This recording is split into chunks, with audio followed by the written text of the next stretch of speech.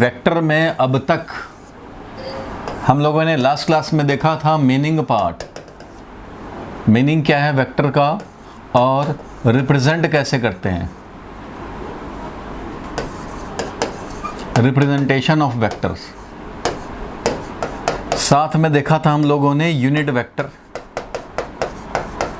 Vectors देखा था, और इसके साथ हम लोगों ने नल वेक्टर भी देखा। Null vector means zero vector, null vector बोले या जीरो वेक्टर बोले, ये भी देखा था।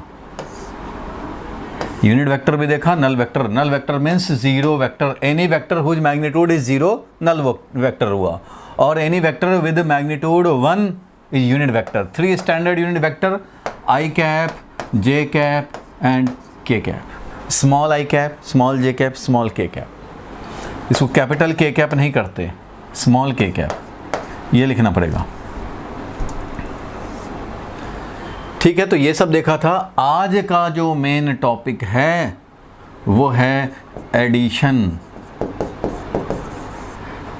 Between two vectors. a plus B कैसे निकालेंगे, आज का क्लास इसी पे होने हैं। और ये जब हो जाएगा तो एक टॉपिक आएगा रिजॉल्विंग अ वेक्टर। जो लास्ट क्लास में कोई पूछा था ना भाई कि अगर हमारा एक्स एक्सिस की तरफ है 3 मैग्नीट्यूड का, तो आप उसको लिख दोगे 3 आई कैप। लास्ट क्लास सबका कवर्ड होना चाहिए। लास्ट क्लास का कंटिन्यूटी है, इसलिए अगर लास्ट क्लास वाला मिसिंग है तो आप नहीं समझ पाएंगे। 3 आई कैप, ओनली आई कैप बोलें तो वो यूनिट वेक्टर है। ओनली आई कैप, ये यूनिट वेक्टर, ये 3 आई कैप हो गया 3 टाइम्स। और अगर y डायरेक्शन में मान लो, y डायरेक्शन में हमारा 5 वैल्यू का अगर कोई वेक्टर है, 5 वैल्यू का वेक्टर है, इस तरह से दिखाएंगे भाई। क्यों? यूनिट वेक्टर था इधर j कैप, फिर इधर हो गया 2j cap, 3j cap, 4j cap, और इस तरह से ये 5j। तो ये पूरा वेक्टर हो गया, वो हो गया 5j कैप का। तो इसको बोला हमने 5j कैप। तो किसी ने लास्ट क्लास में पूछा था कि ठीक है भाई, एक्स डायरेक्शन, वाई डायरेक्शन में, जेड डायरेक्शन में है तो ऐसे दिखा देंगे, लेकिन कोई ऐसे हो, अगर ऐसे वेक्टर हो तो उसको कैसे दिखाएंगे भाई आई जे के में? क्योंकि स्टैंडर्ड यूनिट वेक्टर तो ओनली आई जे और के ही है, यही वेल नोन है सबको।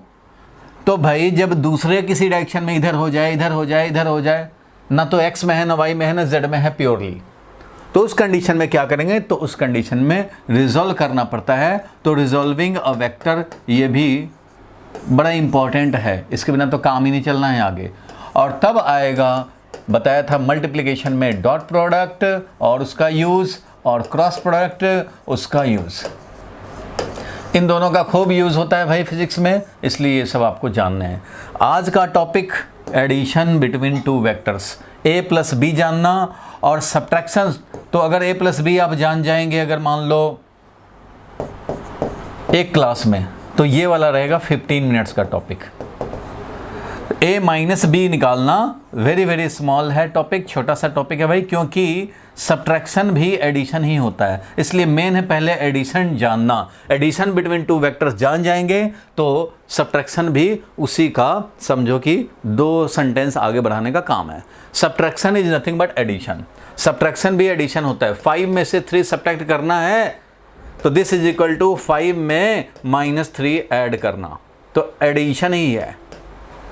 ऐड ही करना अगर पता हो तो काम हो जाएगा। तो ठीक है भाई, ये सारे वेक्टर्स के हमें पढ़ने हैं मेन बात, जिसमें से हम लोगों ने बेसिक बात पढ़ा है, हम लोगों ने मीनिंग समझा। वेक्टर किसको बोलेंगे? जिसको मैग्नीट्यूड, डायरेक्शन, साथ साथ बिहेवियर भी हो। Behaviour means vector rules of algebra जो है, वेक्टर अलजेब्रा के जो भी रूल्स हैं वो सब फॉलो हो। a प्लस बी जिस तरह से होता है भाई उसी तरह से हो, वेक्टर का एडिशन जैसा होता हो वैसे हो। और वेक्टर को ऐड करने के हम लोगों के पास 3 रूल हैं जो आज जानेंगे। वो 3 रूल क्या क्या है भाई? तो एक है ट्रायंगल लॉ, एक है पैरेललोग्राम लॉ, और एक है पॉलीगॉन लॉ। पॉलीगॉन लॉ बाद में, मेन यही है 2। पॉलीगॉन लॉ ऐसे ही बाद में समझते हैं हम लोग, ये ऐसे ही 15 मिनट्स का है, मेन है ये। Triangle law and parallelogram law. तो ये आज देखेंगे, मीनिंग देखा था, रिप्रेजेंटेशन और यूनिट वेक्टर्स देखा था। चलो भाई, तो नेक्स्ट टॉपिक हम लोग शुरू करें आज का। आप हेडिंग डाल दो अपने कॉपी में, और जिसको स्क्रीनशॉट लेना हो तो पता ही है तुम्हें क्या क्या पढ़ना होता है, लास्ट क्लास में भी डिस्कस किया था। तो चलो भाई आगे बढ़ते हैं। टॉपिक डालो एडिशन बिटवीन टू वेक्टर्स। तो चलो भाई एडिशन देखा जाए। a प्लस बी निकालना समझेंगे। a प्लस बी मिल करके अगर रिजल्टेंट हुआ, जिस तरह से 2 + 3 मिल करके 5 होता है, इट मीन्स ये वाला और ये वाला दोनों मिला करके अगर देखा जाए तो वो ये अकेले हैं, इक्विवेलेंट, सिंगल इक्विवेलेंट। दो वेक्टर a, एक वेक्टर a है, दूसरा वेक्टर b है, इन दो वेक्टर को सम करके सिंगल इक्विवेलेंट वेक्टर हम लोग रिजल्टेंट वेक्टर निकालना सीखेंगे। ठीक है भाई, तो हेडिंग डाल दिया। हाँ बोलो, क्या कह रहे हो?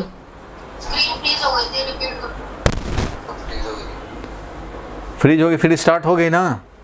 नहीं हुआ स्टार्ट?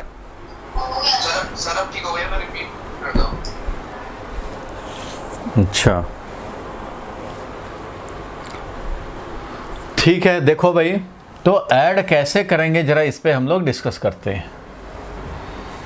दो वेक्टर लिया हमने, वेक्टर ए वेक्टर बी, इसको मिला करके बना देने हैं resultant vector. This is called resultant vector. लिख लो भाई, ये है resultant vector. Vector A and vector B, ये हैं two vectors to be added, जिसको कि ऐड करने हैं। तो चलो भाई हम लोग समझा जाए। एक वेक्टर ए है, हो सकता है 5 वैल्यू का हो, 4 वैल्यू का हो, जो भी है, ए वेक्टर है। दूसरा एक वेक्टर बी है, ये भी कुछ वैल्यू का होगा, 3 वैल्यू 4 वैल्यू जो भी है। Vector A and vector B, इन दोनों को ऐड करने हैं, इन दोनों को ऐड करने हैं। तो ऐड करना है, to add two vector we have triangle law of vector addition, parallelogram law of vector addition and polygon law of vector addition। लिख लो भाई, पहले कम से कम ये तो दिखाते चले। टू वेक्टर्स ऐड करना है, कोई भी दो वेक्टर हो सकता है, किसी डायरेक्शन में हो सकता है। हमने एग्जांपल ले लिया कि चलो भाई एक ए वेक्टर है, एक बी वेक्टर है, इनको ऐड करने हैं। तो लिखोगे ट्रायंगल लॉ है, पैरेललोग्राम लॉ है एंड पॉलीगॉन लॉ है।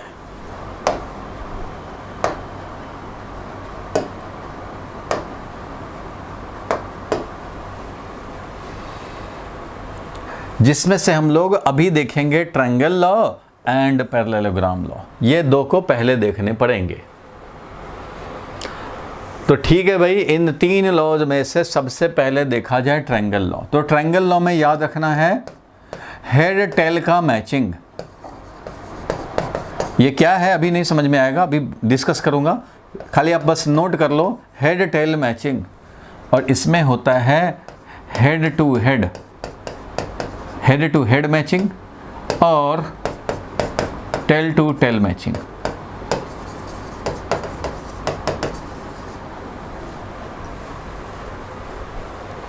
तो ये क्या है जरा इसको समझा जाए। तो देखो भाई, हम लोगों को ऐड करने थे दो वेक्टर। एक वेक्टर था ये ए, ये वाला था ए वेक्टर जो कि ऐड करना था, और एक वेक्टर था बी वेक्टर। इन दोनों को ऐड करने से पहले कुछ बेसिक कन्वेंशन वेक्टर के बारे में जानने पड़ेंगे। वो क्या है भाई बेसिक कन्वेंशन? तो इसको बोलते हैं हेड ऑफ द वेक्टर। ये वाला क्या हुआ? तो हेड ऑफ द वेक्टर। और ये क्या हुआ भाई? तो tail of the vector. Head of vector and tail of vector. ठीक है भाई। Length of the vector proportional to magnitude of the quantity. For example ये फोर्स है तो फोर्स का मैग्नीट्यूड के प्रोपोर्शनल होगा। लास्ट क्लास में बताया था। Length of arrow is taken proportional to magnitude of the quantity. जो भी क्वांटिटी, फोर्स है, वेलोसिटी है, डिस्प्लेसमेंट है, जो भी है। ठीक है भाई, यहाँ तक क्लियर है। और देखेंगे हम लोग तो हेड और टेल है ये इस तरह से। अब कभी हेड हेड मैचिंग करना हो, दो वेक्टर का टेल टेल मैचिंग करना हो, तो ये समझ में आना चाहिए हेड ऑफ वेक्टर। तो अब देखो, ये एक वेक्टर अगर है 3 वैल्यू का और ये मान लो नॉर्थ डायरेक्शन में है, सपोज करो कि this vector is along north direction, तो आप बताएं कि ये वाला वेक्टर ये कितने वैल्यू का है, ये वाला वेक्टर कितने वैल्यू का है और ये किस डायरेक्शन में है? बोलो भाई, ये वाला कितने वैल्यू का है और किस डायरेक्शन में है? ये वाला 3 वैल्यू का है, 3 मैग्नीट्यूड का है। ये मान लो ए वेक्टर है जो कि 3 मैग्नीट्यूड का है और ये नॉर्थ की तरफ है, तो इसको क्या बोलेंगे? तो ये भी 3 वैल्यू का ही है और ये भी नॉर्थ डायरेक्शन में है, यानी कि ये भी वेक्टर ए ही है। कोई एक वेक्टर जो 3 वैल्यू का नॉर्थ डायरेक्शन में है, कोई दूसरा वेक्टर ले लिया 3 वैल्यू का ही नॉर्थ डायरेक्शन में, तो ये भी ए ही वेक्टर है। फॉर एग्जाम्पल मान लो ये एक्स एक्सिस है, इधर वाई एक्सिस है, इधर जेड एक्सिस है, X axis Y axis Z axis इस तरह से है मान लो।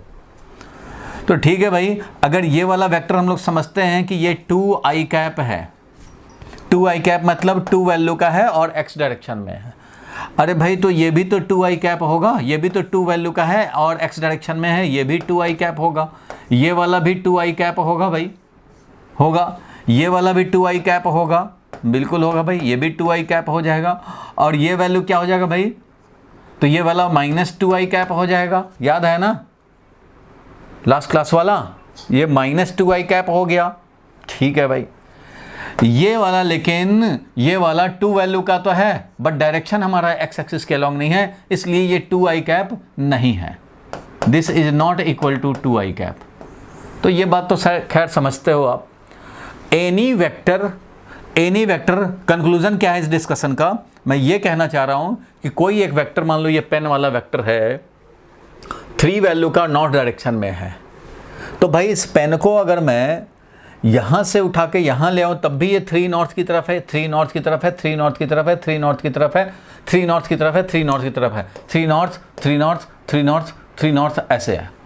Means any vector shifted parallel to itself, shifted parallel to itself, अपने ही पैरेलल शिफ्ट हो जाए, तो ये पैरेलल ही तो शिफ्टेड है। ये भी कोई भी वेक्टर को जब हम लोग पैरेलल शिफ्ट करते हैं, देखो ये वाला ये वाला ये वाला और ये वाला, इस तरह से parallel shifted, any vector shifted parallel to itself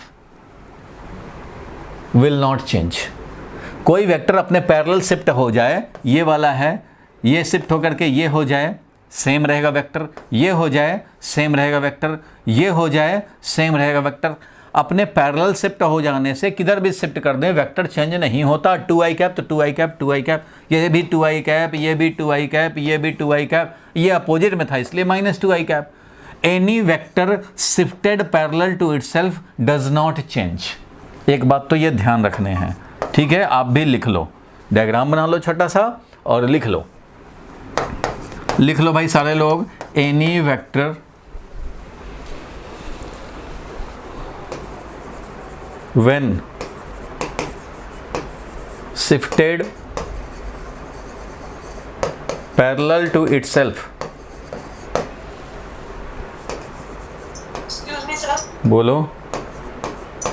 sir जैसे ये हमें पैरेलल तब पता चलेगा ना अगर वो डायरेक्शन भी सेम दे दे कि वो नॉर्थ डायरेक्शन में तो दूसरा वेक्टर भी नॉर्थ डायरेक्शन में है। बिल्कुल। तो सर उसका मैग्नीट्यूड तो चेंज हो सकता है, भले वो पैरेलल हो, छोटा बड़ा तो हो सकता है। छोटा बड़ा होगा तो इक्वल नहीं होगा, फिर वो सेम वेक्टर नहीं रह जाएगा। 2i cap is not equal to 4i cap. ये 4i कैप है, ये 2i कैप है। मान लो ये वेक्टर a है, ये वेक्टर b है, तो हम लोग a is not equal to b यहाँ लिखेंगे, क्योंकि एक 4i कैप है और एक 2i कैप है, तो दोनों सेम नहीं है, दोनों डायरेक्शन में सेम है, वैल्यू में सेम है नहीं है, इसलिए ये दोनों अलग अलग हो जाएंगे। लेकिन ये 2i cap 2i cap 2i cap ये सब इक्वल वेक्टर होंगे। उसका भी मैं लिख देता हूँ, फिलहाल तो यह है कि डायरेक्शन खाली सेम होने से वेक्टर सेम नहीं हो जाएंगे, इसलिए तो मैंने लिखवाया any vector when shifted parallel to itself. Parallel to itself मतलब वो वेक्टर ही शिफ्ट करने हैं पैरेलल टू इटसेल्फ, चाहे इधर जाएं इधर जाएं इधर जाएं कहीं भी जाएं, बट वो वेक्टर शिफ्ट करें तो मैग्नीट्यूड भी सेम रहे, डायरेक्शन भी सेम रहे, तो डज नॉट चेंज। ठीक है, लेकिन यहाँ क्या है, ये पैरेलल तो शिफ्ट है, लेकिन ये पैरेलल शिफ्ट खाली नहीं है, इसी को शिफ्ट नहीं किया गया है। इसी को शिफ्ट करता तो मैग्नीट्यूड भी सेम रहता, मैग्नीट्यूड सेम नहीं है इसलिए ये अलग हो गया, ये दोनों अलग हो गए। अगर मैं ऐसे बोलूं कि ये वाला वेक्टर मान लो a डैश है और ये वाला वेक्टर b डैश है, दोनों का वैल्यू मान लो यहाँ 3 है, ये भी 3 है, तो जब दोनों का वैल्यू और डायरेक्शन भी देख रहे हो कि सेम ही है, तो इस कंडीशन में बोलेंगे कि a dash vector is equal to b dash vector. तो ये ऐसा हम लोग बोल सकते हैं, means two vectors are said to be equal if they have same magnitude and same direction. यहां लिख दे रहा हूं मैं, two vectors are said to be equal if both have, फटाफट लिखते जाओ भाई, both have same magnitude and same direction, तो वो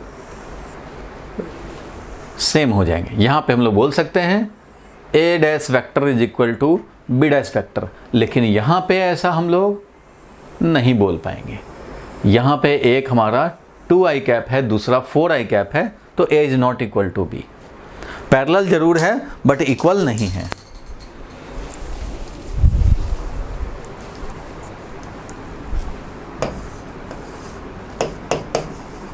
Here A is parallel to B, same direction में है, but magnitude of A is not equal to magnitude of B. This implies A vector is not equal to B vector. इसमें देख रहे हो भाई कि दोनों, एक 2i कैप है एक 4i कैप है, सारे लोग जरा एक बार बोर्ड पे देखेंगे, एक 2i कैप है एक 4i कैप है, दोनों का डायरेक्शन सेम है। A vector is in the same direction as that of B vector, but A का मैग्नीट्यूड और B का मैग्नीट्यूड सेम नहीं है, इसलिए दोनों इक्वल नहीं बोले जाएंगे। इक्वल तब बोले जाते हैं if they have same magnitude and same direction, तभी दो वेक्टर्स इक्वल समझे जाएंगे। और किसी को कोई डाउट है तो बता दे भाई। Any vector parallel to itself will not change. Any vector when shifted parallel to itself does not change. का मतलब है remains same.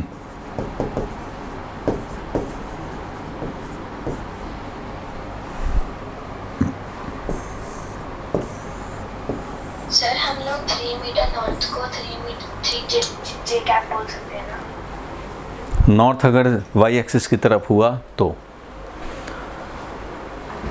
अगर नॉर्थ हमारा y एक्सिस की तरफ लिया गया है तो हम लोग उसको 3j कैप लिख सकते हैं।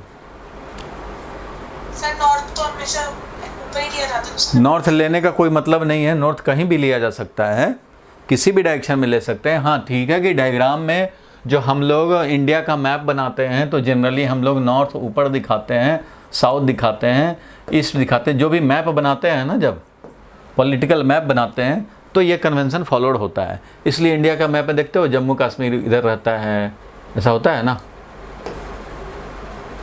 ऐसा होता है इंडिया का मैप, इस तरह का होता है। जम्मू कश्मीर इधर होता है भाई, खैर मुझे आता नहीं, लेकिन ये मैप बनाने में ये कन्वेंशन होता है। लेकिन अब फिजिक्स में मान लो हमें डील करने हों, रमेश खड़ा है, 6 डायरेक्शन होते हैं, 4 डायरेक्शन नहीं होते हैं, ये मत सोचना कि 4 ही डायरेक्शन होते हैं, 6 डायरेक्शन होते हैं। एक्स एक्सिस, वाई एक्सिस और जेड एक्सिस। ये समझो, एक्स एक्सिस में मान लो इधर मैं दिखा रहा हूँ ईस्ट, इधर दिखा रहा हूँ वेस्ट, इधर दिखा रहा हूँ नॉर्थ, इधर दिखा रहा हूँ साउथ। तो आप ऐसे पेज पे दिखाते हो, मैप पे, तो ऐसे ऊपर नॉर्थ दिखाते हो, इधर साउथ दिखाते हो, इधर ईस्ट दिखाते हो, इधर वेस्ट दिखाते हो, लेकिन वर्टिकली अपवर्ड और वर्टिकली डाउनवर्ड, ये भी तो 2 डायरेक्शन होते हैं, इसलिए 6 डायरेक्शन है। देखो राइटवर्ड लेफ्टवर्ड यानी ईस्ट वेस्ट अगर दिखाया एक्स एक्सिस पे और नॉर्थ साउथ दिखाया वाई एक्सिस पे, ये दोनों हॉरिजॉन्टल हैं, तो ये वर्टिकली जेड एक्सिस, ये इधर हमारा के कैप हो जाएगा और इधर हमारा माइनस के कैप हो जाएगा। तो ये हॉरिजॉन्टल प्लेन हमने दिखाया।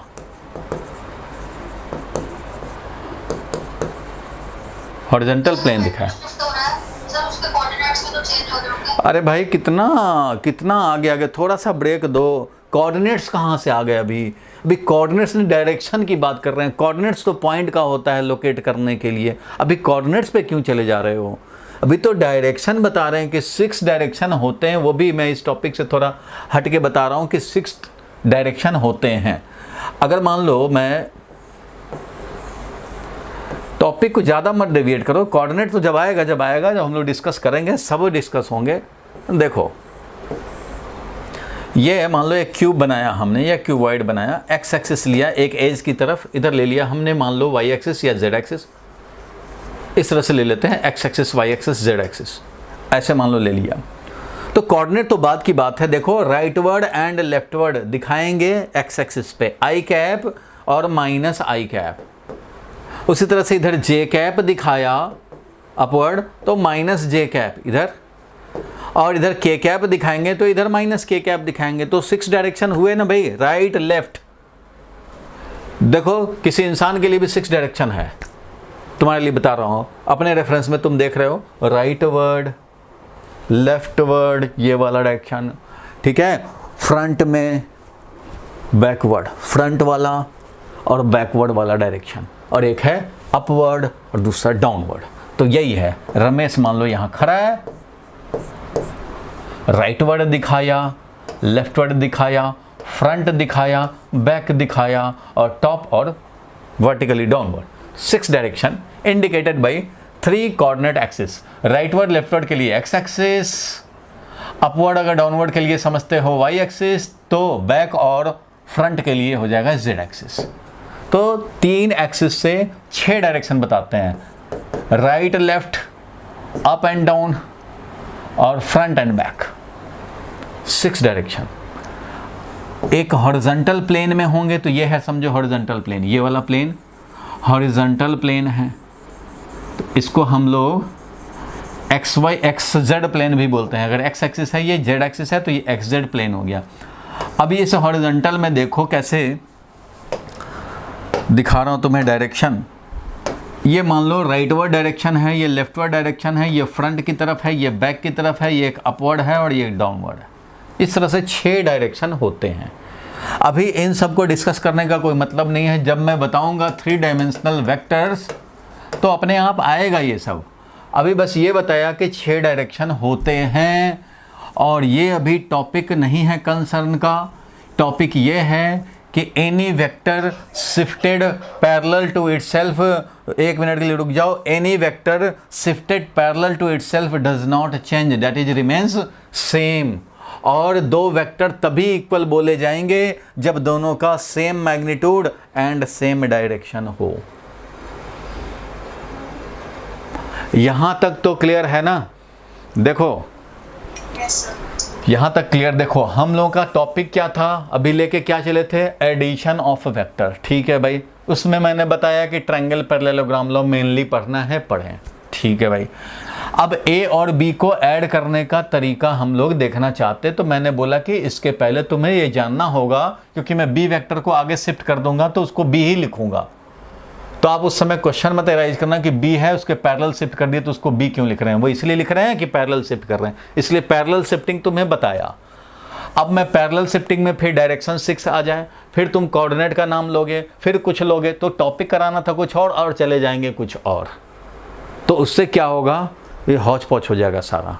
इसलिए थोड़ा अपने आप को पेशेंस रखेंगे, जो जैसे है वो सीक्वेंस में आने दो, आराम आराम से आने दो, खोपड़ी में एकदम उतर जाएगा, फिक्स हो जाएगा लॉजिकली। ज़्यादा टॉपिक डेविएट करोगे तो पता ही नहीं चलेगा कि पर्पस क्या था आज के डिस्कशन का और डिस्कशन हुआ क्या। तो क्या है कि सबके मन में विचार उठते रहते हैं, सबके मन में बहुत सारे क्वेश्चन आते हैं। जो मैं बता रहा हूँ उसी में क्वेश्चन है तो यहाँ पे पूछो। इधर उधर करेंगे। अब कोऑर्डिनेट का यहाँ बात ही नहीं अभी हो रही है, अभी कोई कोऑर्डिनेट की बात नहीं हो। कोऑर्डिनेट चेंज होगा नहीं चेंज होगा, अभी तो आप अपने आप को अभी सीखने के मोड में लाओ कि मुझे सीखना है, बहुत कुछ सीखना है। कोऑर्डिनेट होता है ठीक है, पढ़े हो बहुत अच्छी बात है, लेकिन वो कोऑर्डिनेट पढ़े हो अभी 2% पढ़े हो भाई, तुम्हें 50% पढ़ने हैं, बहुत पढ़ने हैं अभी। तो सबकी बात आएगी। वेक्टर जब आपको 6 क्लास 5 क्लास 6 क्लास की बात की, एक ही क्लास में 2 ही क्लास में तो सब कुछ नहीं हो जाएगा, धीरे धीरे होगा। और क्योंकि टीचर बहुत सालों से ये काम करता है तो उसके डोमेन में रहने दो ये डिसीजन कि कब किसके बाद हमें क्या कराना है। ज़्यादा डेविएट मत करो। जो करा रहा हूँ उसमें जो डाउट हो रहा है वो कम समझ में आ रहा है तो वो पूछो। अब देखो यही एडिशन कराने के लिए मैं कि तुम पहले पूछोगे कि भाई इसको बी क्यों बोल दी, ये तो बी ये था, तो इसीलिए तो पहले मैंने ये कराया। देखो साइड में मैं फट से ये करा दिया क्योंकि मुझे पता है ये डाउट आएगा तुम्हारा, तो पहले करा दिया। अब इस पे ज़्यादा आगे लंबा ना हम लोग खींचें, ठीक है। जब हम लोग पैरेलल शिफ्ट करें, चाहे इधर पैरेलल ले जाएं चाहे इधर पैरेलल ले जाएं, पैरेलल शिफ्ट करेंगे then the vector will not change, वो सेम रहेंगे। ए वेक्टर है ये तो ये भी ए वेक्टर है, तो ये भी ए वेक्टर है, वो चेंज नहीं होगा। और पैरेलल शिफ्ट करने का मतलब ही होता है direction as well as magnitude same रहेंगे, ठीक है भाई। तो अब उधर को साइड करते हैं और हम लोग आते हैं भाई triangle law of vector addition. हम लोगों का सबसे पहला law triangle law of vector addition. तो देखो भाई इन दो वेक्टर्स को ऐड करने हैं। अब ध्यान दो, जो हम लोग का मेन कंसर्न है, इन दो वेक्टर को ऐड करना है। तो ट्रायंगल लॉ कहता है कि एक वेक्टर का हेड और दूसरे वेक्टर के टेल का मैचिंग करो। First step, number 1 step, head to tail matching. इसलिए मैंने याद दिलाने के लिए यहाँ लिखवा दिया था पहले ही कि ट्रायंगल लॉ का मतलब है हेड टेल मैचिंग करना। तो हेड टेल मैचिंग करेंगे। किसका हेड टेल? तो किसी एक वेक्टर के हेड पे दूसरे वेक्टर का टेल मीट करा देंगे। कैसे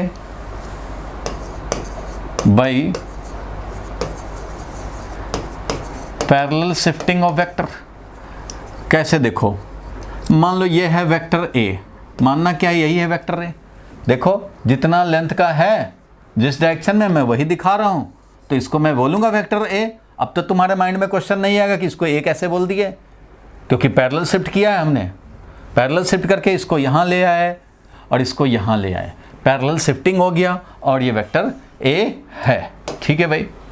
ये वेक्टर ए है तो उसी तरह से इसको बोलेंगे वेक्टर बी। इसको बोला हम लोगों ने वेक्टर बी क्योंकि इसी के पैरेलल समझो शिफ्ट हुआ, तो ये वेक्टर बी है। और इसको हम लोग शिफ्ट करते करते करते करते यहाँ ले आते हैं भाई। तो यहाँ ले आया तो ये भी है तुम्हारा वेक्टर बी, बोल सकते हैं ये भी है वेक्टर बी। तो यहाँ पे क्या हो गया? ए के हेड पे बी का टेल मैचिंग हो गया। ए के हेड पे बी का टेल मैचिंग कर दिया हमने। ए के हेड पे बी का टेल मैच कर दिया, पैरेलल शिफ्ट कराया, इसको भी पैरेलल शिफ्ट करा के लाए हैं, इसलिए इसको बी वेक्टर बोल रहे हैं। कोई प्रॉब्लम नहीं है भाई, ठीक है। तो फर्स्ट स्टेप तो ये है भाई हेड टेल मैचिंग करो। दूसरा स्टेप क्या है इसका? तो दूसरा स्टेप है ट्रायंगल कंप्लीट करो। एक ही बार लिख देता हूं। दूसरा स्टेप ये है रिजल्टेंट इज। दूसरे ही स्टेप में तुम्हें रिजल्टेंट मिल जाएगा। रिजल्टेंट इज द, ध्यान से समझते चलना, triangle completing side. Triangle completing side is the resultant. मैं यहां दिखा रहा हूं रिजल्टेंट। चलो भाई रिजल्टेंट मैं यहां दिखा रहा हूं, ये है रिजल्टेंट, ट्रायंगल कंप्लीट करने वाला। तो हेड टेल मैचिंग किया और ये ट्रायंगल को कंप्लीट कर देगा, तो यही है रिजल्टेंट ए प्लस बी। ट्रायंगल लॉ यही कहता है भाई हेड टेल मैचिंग कराओ। जिन दो वेक्टर को ऐड करना था, किसी एक, कोई भी एक, चाहे बी ले लो चाहे ए ले लो, ए के हेड पे बी का टेल रख दें या बी के हेड पे ए का टेल रख दें, और उसके बाद ट्रायंगल कंप्लीट करो।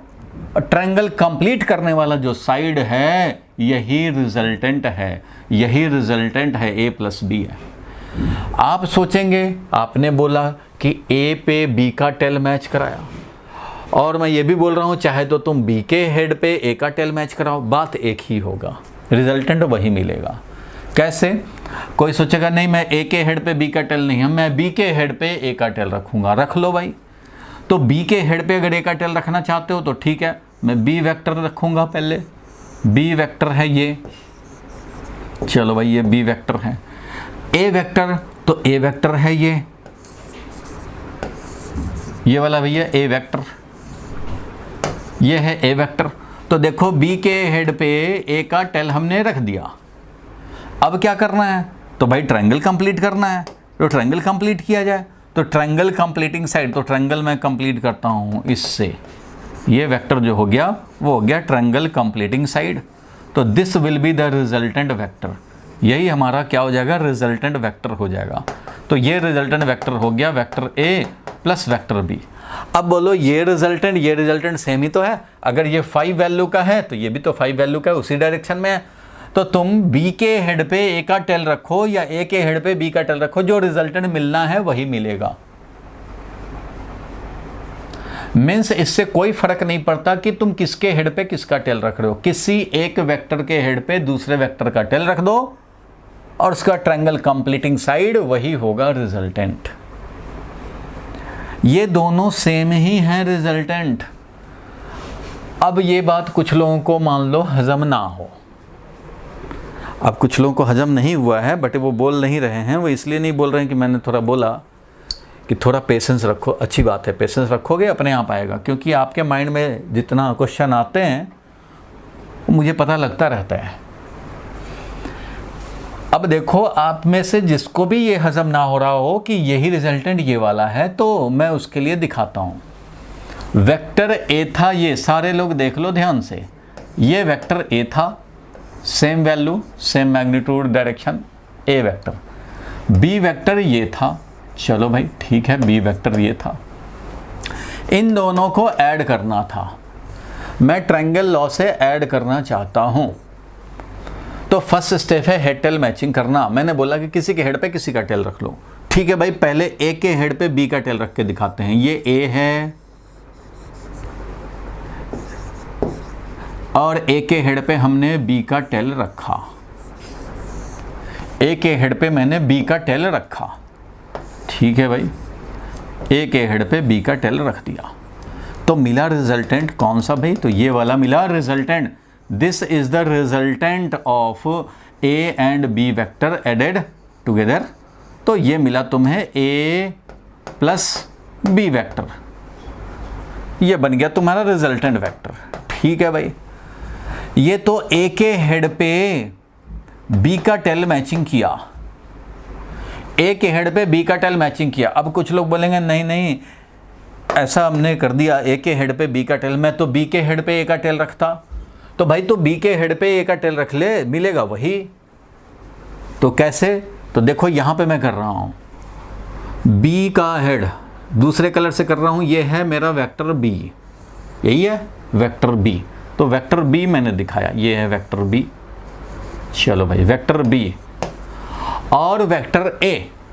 तो बी के हेड पे मैं ए का टेल रखना चाहता हूं, तो ठीक है भाई, बी के हेड पे ए का टेल रख दो। ए तो ऐसे था,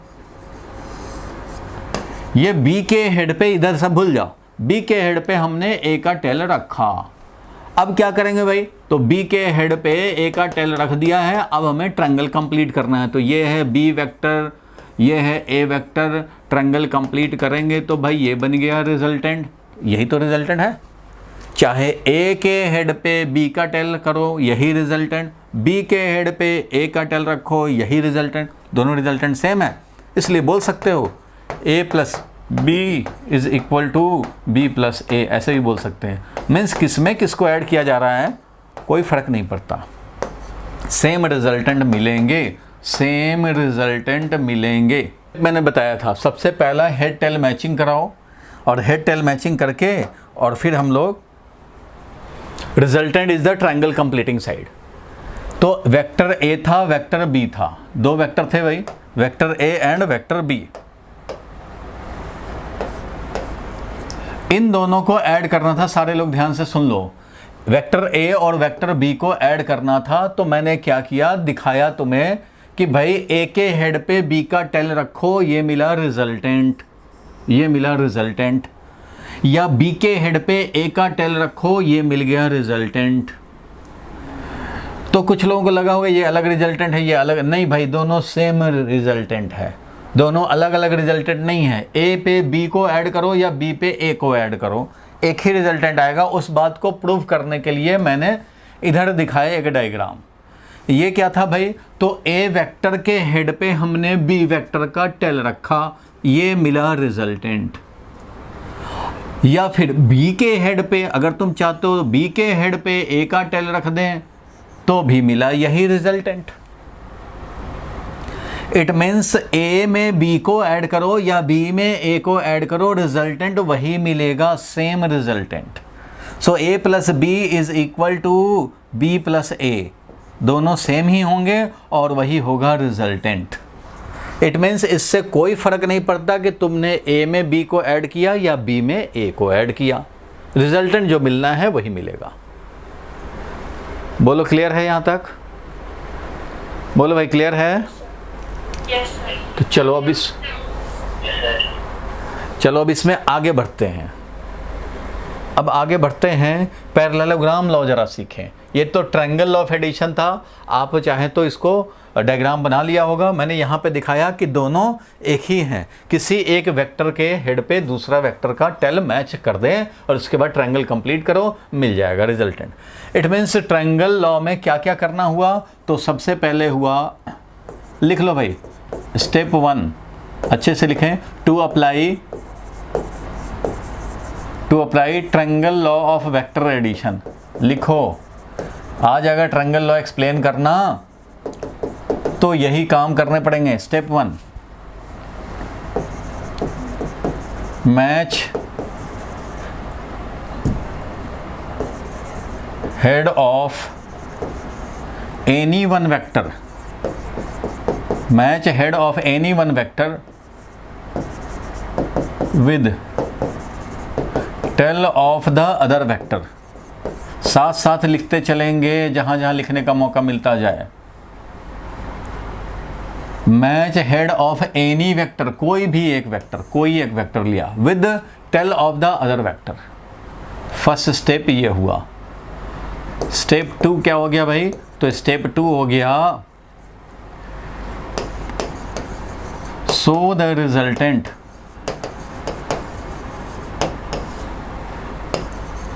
by the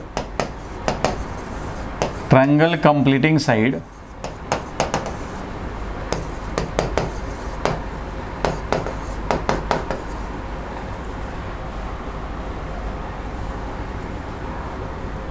with tail and head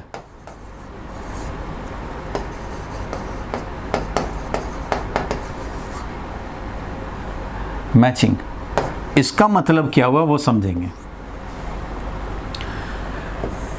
first step था कि चलो हेड किसी एक वेक्टर का लिया, बी का लोगे तो हेड, बी के हेड पे ए का टेल रख दिया, मैच करा दिया, रिजल्टेंट ये, और ए के हेड पे बी का टेल मैच करा दिया तो भी रिजल्टेंट यही। तो रिजल्टेंट में ध्यान क्या देना है कि triangle completing side is the resultant. जहाँ पे टेल है वहाँ पे रिजल्टेंट का भी टेल होगा, और जहाँ हेड है वहाँ रिजल्टेंट का भी हेड होगा। मतलब रिजल्टेंट जो शो करोगे ट्रायंगल कंप्लीटिंग साइड से, तो रिजल्टेंट का हेड से मैच करेगा और रिजल्टेंट का टेल से मैच करेगा। वो बात मैंने इंडिकेट किया है कि tail and head of resultant matching.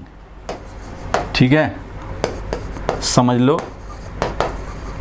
Resultant का हेड और टेल क्या करेंगे, मैचिंग करा के रखेंगे। मतलब रिजल्टेंट का हेड वही होगा जहां हेड है, और रिजल्टेंट का टेल वही होगा जहां टेल है। अब ए का हेड, बी का हेड, ए के हेड पे हमने बी का टेल रखा, तो रिजल्टेंट को ऐसे नहीं दिखा देंगे, ये नहीं होगा रिजल्टेंट, ये गलत हो जाएगा। रिजल्टेंट का किधर होगा हेड भाई, तो रिजल्टेंट का हेड उधर ही होगा जिधर हेड है, और रिजल्टेंट का टेल उधर ही होगा जिधर टेल है, तो ये बनेगा रिजल्टेंट।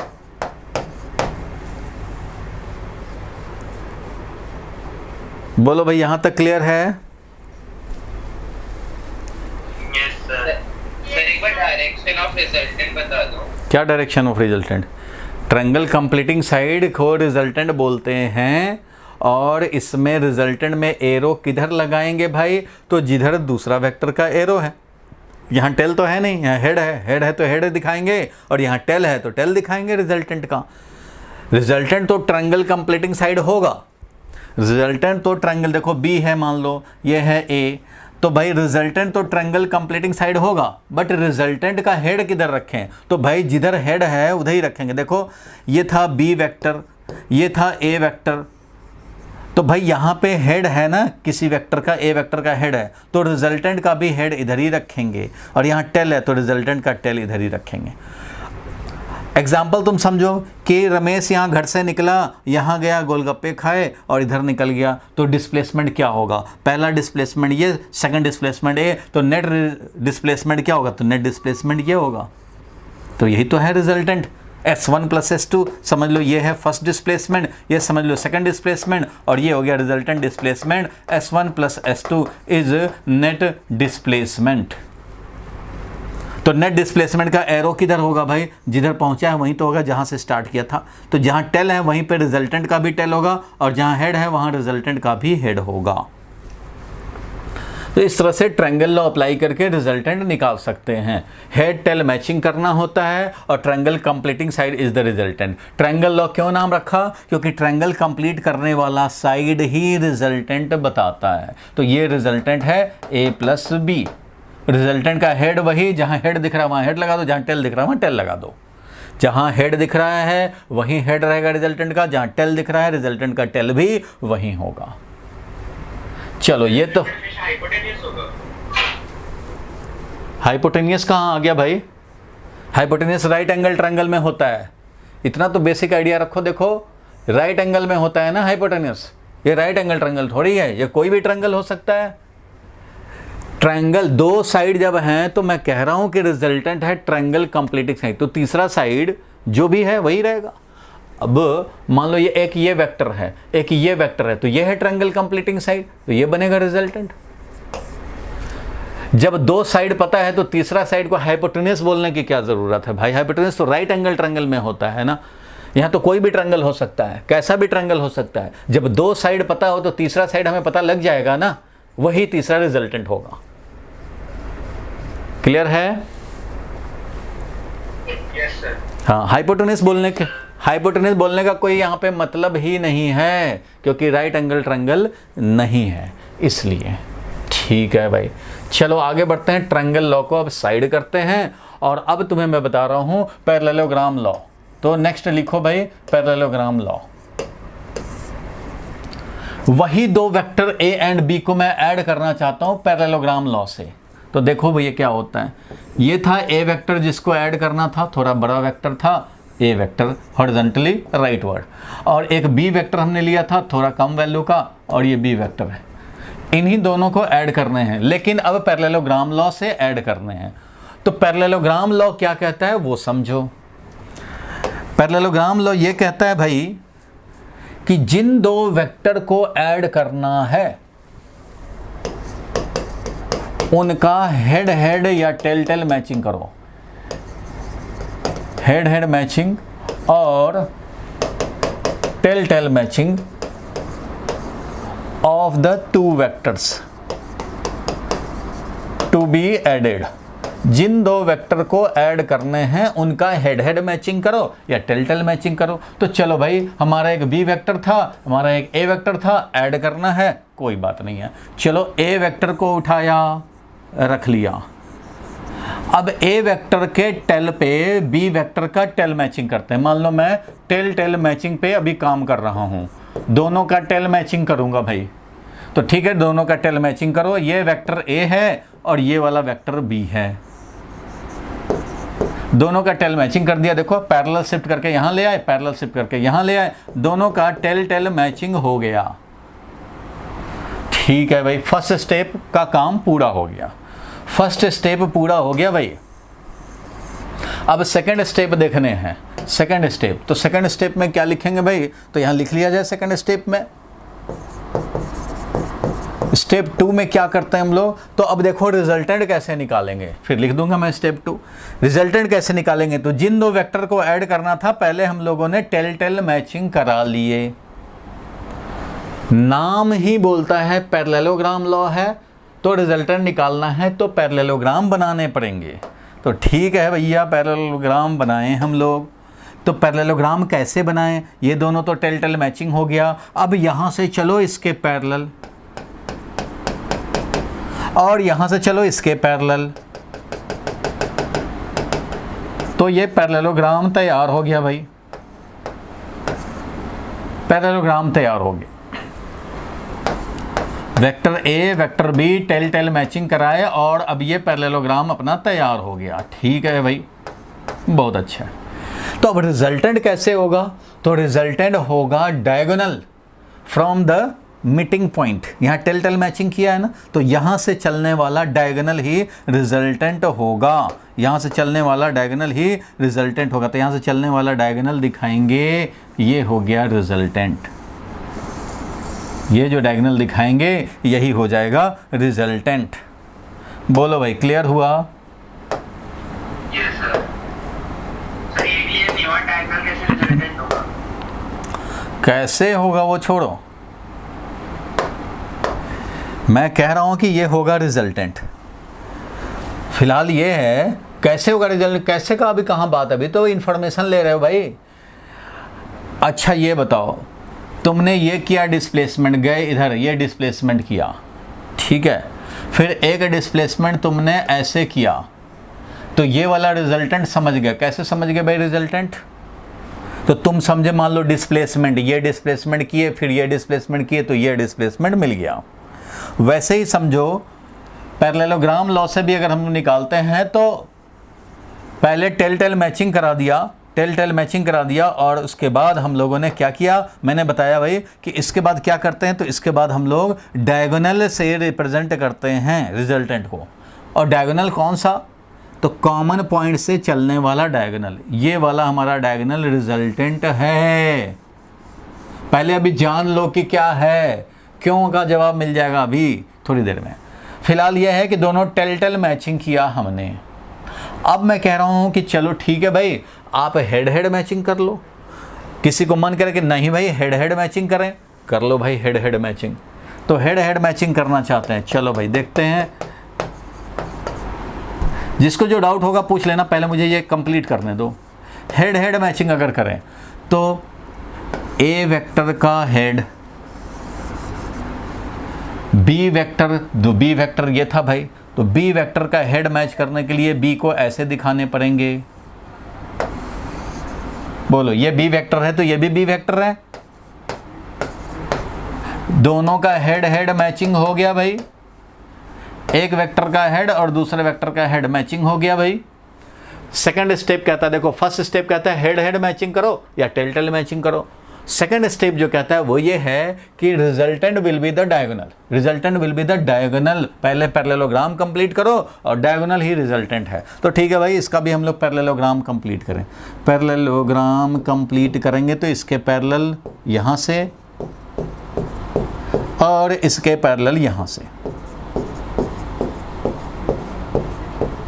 ये हो गया पैरेललोग्राम। मान लो हमने ड्रॉ कर लिए, पैरेललोग्राम ड्रॉ कर लिए, तो अब कॉमन पॉइंट से होगा रिजल्टेंट। तो ठीक है भाई, कॉमन पॉइंट से रिजल्टेंट दिखाएंगे। ये है अपना रिजल्टेंट, कॉमन पॉइंट से रिजल्टेंट दिखाया, ये है रिजल्टेंट। ये वही रिजल्टेंट है जो ये रिजल्टेंट है, that is this is A plus B, this is A plus B. ये दोनों सेम ही हैं। टेल मैचिंग करो तो रिजल्टेंट निकालो, या हेड मैचिंग करो और पैरेललोग्राम कंप्लीट करके डायगोनल से रिप्रेजेंट करो, डायगोनल से रिप्रेजेंट करो रिजल्टेंट को, सेम ही रिजल्टेंट आएंगे। यही रिजल्टेंट, ये रिजल्टेंट है। चलो अब ये क्यों रिजल्टेंट होगा उसका भी आंसर अभी मिल जाएगा। ये क्यों रिजल्टेंट हो गया, और ज़रा ये भी समझेंगे हम लोग कि दो वेक्टर जो ऐड करना था, एक ये वाला वेक्टर था, एक ये वाला वेक्टर था, ऐड करना था। तो ये जो ट्रायंगल लॉ से रिजल्टेंट आता था ए वेक्टर बी वेक्टर को ऐड करने का, और पैरेललोग्राम लॉ से जो रिजल्टेंट आता है क्या वो अलग अलग आता है? नहीं भाई, अलग नहीं आएगा। मेथड तुम्हारा 2 हो गया, रिजल्टेंट तो सेम ही आना है। कैसे वो देखो, देखो कैसे, किन 2 वेक्टर को ऐड करना था भाई? तो ये ए वेक्टर था, इसको ऐड करना था किससे भाई? तो ये वाला था बी वेक्टर, इसको ऐड करना था। सारे लोग ध्यान से देखेंगे, ये वेक्टर बी था, इसको ऐड करना था। ये वेक्टर बी है और ये वाला वेक्टर ए है, सारे लोग ध्यान से देखें, इन दोनों को ऐड करना था। अब मैं ट्रायंगल लॉ, पैरेललोग्राम लॉ दोनों को कंबाइंडली बता रहा हूं और ये दिखा रहा हूं कि चाहे किसी भी मेथड से ऐड करो सेम रिजल्टेंट आएगा, सेम रिजल्टेंट आएगा। कैसे देखो, ए वेक्टर बी वेक्टर को ऐड कर रहे हैं ट्रायंगल लॉ से, ट्रायंगल लॉ से बोलता हूं, मान लो ट्रायंगल लॉ से। तो ट्रायंगल लॉ से मैं ऐड करने जा रहा हूं ए को बी से। देखो कैसे, ए वेक्टर के हेड पे, ए वेक्टर के हेड पे बी वेक्टर का टेल रखा और ट्रायंगल किया कंप्लीट, हो गया ये रिजल्टेंट। ए वेक्टर के हेड पे बी वेक्टर का टेल रखा, triangle completing side is the resultant. ठीक है भाई, अब फिर ट्रायंगल लॉ यूज कर रहे हैं। अब ए के हेड पे बी का नहीं रख करके बी के हेड पे ए का रखेंगे।